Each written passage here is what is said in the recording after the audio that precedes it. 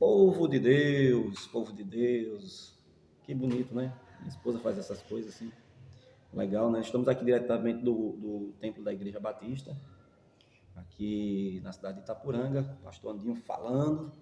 Quero trazer uma palavra de Deus para você, né? Uma palavra que pode ajudar você diante das muitas acusações, né? Porque elas existem, né? Acusadores é o que mais existe nesse mundo. Então vamos lá. Olha o que Jesus falou sobre isso. Jesus disse em Mateus, capítulo 5, a partir do versículo 11: Bem-aventurados sois vós, quando vos injuriarem e vos perseguirem, dizendo todo mal contra vós. Vos injuriares. Ele está falando de muita gente fazendo isso, né? Alegrai-vos, porque é grande o vosso galardão no céu, porque antes de vós perseguiram os profetas, né?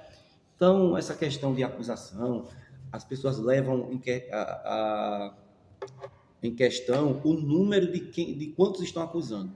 Agora há pouco, aconteceu na nossa cidade, Aracaju, Sergipe, do pastor da Igreja Quadrangular, pastor Luiz Antônio, né? Pastor presidente do Ministério Quadrangular. Não estou dizendo que ele está certo ou está errado. Sei que 50 mulheres estavam o acusando de assédio e tal e tal. Essas mulheres foram ouvidas, houve toda uma investigação, o pastor sofreu, a igreja foi apedrejada, a igreja foi subjugada, o nome do pastor saiu em todas as plataformas de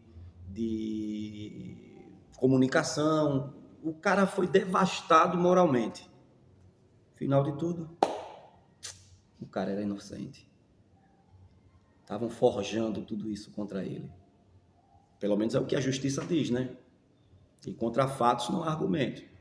Marcos Melling, acho que é esse o nome, aquele camarada que fazia o programa da Rede Globo, Os Caras de Pau, o Magrinho, foi acusado por Dani Calabresa de assédio sexual e apareceram outras acusando ele e o cara perdeu, ele foi cancelado nas redes sociais, ele perdeu agendas, ele perdeu dinheiro, ele perdeu o nome, ele perdeu fama, ele perdeu o programa na Globo, ele perdeu a posição dele na Globo, ele perdeu tudo.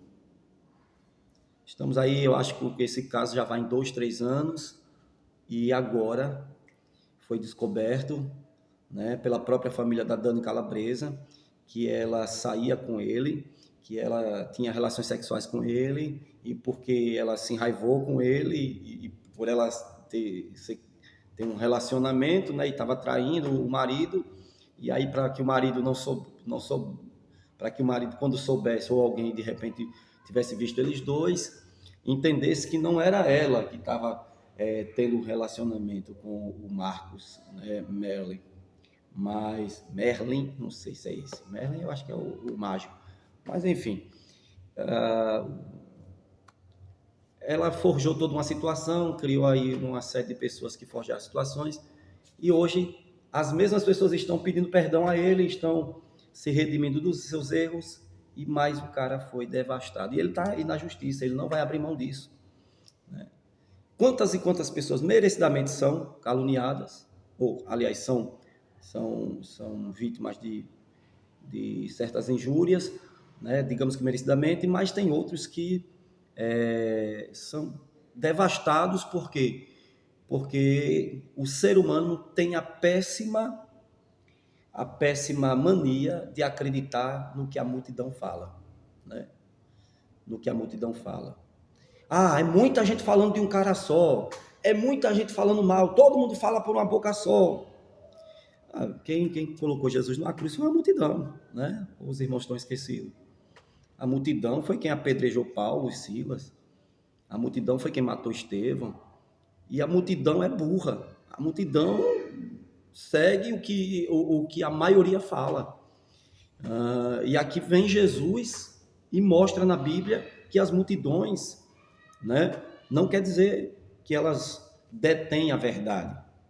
Pessoas podem ser devastadas, destruídas, igrejas arruinadas, né? Lares destruídos, porque uma pessoa difundiu uma história, essa história vai passando para outro, passa para outro. Eu convivo com isso por ser pastor, né? E eu sempre faço uma pergunta: quem lhe contou? Tem print de alguma coisa? Quem lhe falou? Aliás, e hoje nós não podemos nem acreditar em print porque eles podem ser forjados, né? E agora muito mais com a inteligência artificial que pode pegar a sua voz, enfim. Hoje é muito relativo essas coisas, né? Muito relativo. Não tem como, enfim, é muito relativo, é complicado. Mas eu digo sempre, essas pessoas, elas ganharam almas para Jesus, construíram quantas igrejas, elas já se sacrificaram a ponto de perder a vida por outras, porque tudo isso eu já fiz e faço constantemente, né? Quem me conhece sabe o quanto eu tive que sofrer e tenho por amor a vidas, né? E não falo isso com soberba, mas porque tem que falar, né? Quantas vezes passei de morrer, quantas vezes minha casa foi invadida por policiais, quantas vezes bandidos já tentaram tirar minha vida por eu estar ajudando pessoas.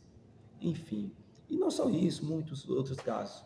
Mas quantas vezes eu fui devastado, arruinado, porque a multidão resolveu acreditar em pessoas que não têm fruto algum, né? Então isso é a vida, essa é a realidade. Você não pode fazer parte da multidão.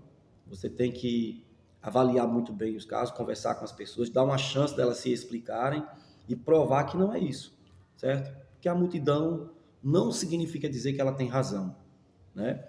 E que a palavra de Deus possa nos confortar, nos fortalecer, e você que é líder, pelo amor de Deus, né? Bote a cabeça para funcionar. Geralmente pessoas más, quando elas saem de uma igreja e vão para outras, elas chegam lá contando história triste, contando situações terríveis, prova que é boa nenhuma, e quando tem as supostas provas, é alguém que está afirmando o que essa pessoa está falando, ou então coisas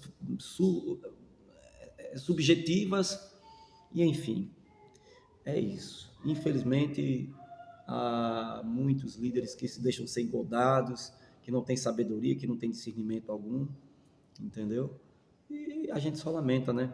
Essa situação, porque é vexatória, isso destrói o reino de Deus, isso acaba com famílias, com vidas. Graças a Deus sou sarado dessas coisas, né? Mas hoje eu penso, né? O quanto isso pode destruir a vida de pessoas, como quase destruiu a minha. E que o Senhor Jesus nos fortaleça nessa caminhada do Evangelho, né? Não faça parte da multidão, tá certo?